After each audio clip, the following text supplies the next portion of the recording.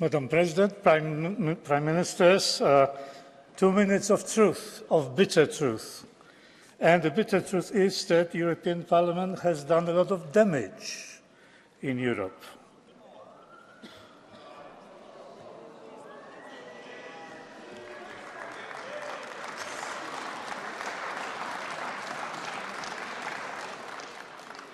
It has been sending a false message. It represents the European demos.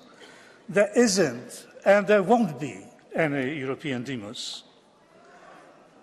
The Parliament infected Europe with shameless partisanship.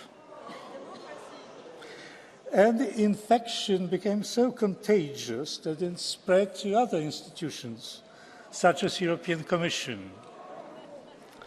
The Parliament has abandoned the basic function of representing people. Instead, it has become a machine to implement the so-called European project, thus alienating millions of voters.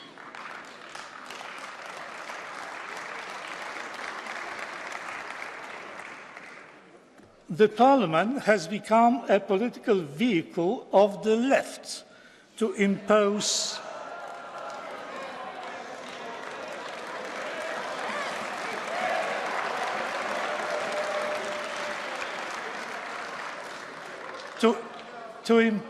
their monopoly with their fierce intolerance towards any dissenting view. No matter how many times you repeat the word diversity, diversity is becoming an extinct species in the European Union, and particularly in this chamber.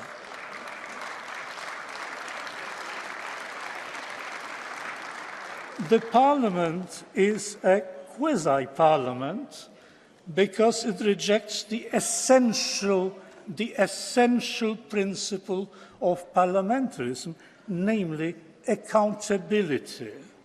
The deputy, let me remind you, is elected by the voters and must be accountable to the voters that elected him. Not so in the European Union.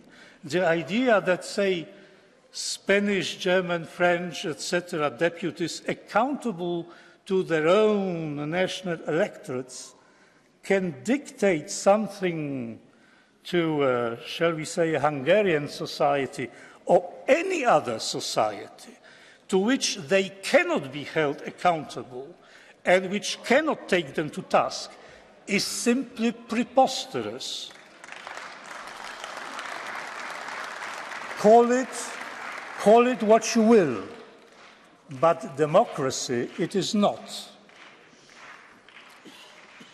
To sum up, the Parliament represents the demos that does not exist, works for the project that ignores reality and law, shuns accountability, turns its back on millions of people, and serves the interest of one political orientation. And this is just the tip of the iceberg. Having said that, ladies and gentlemen, I rest my case.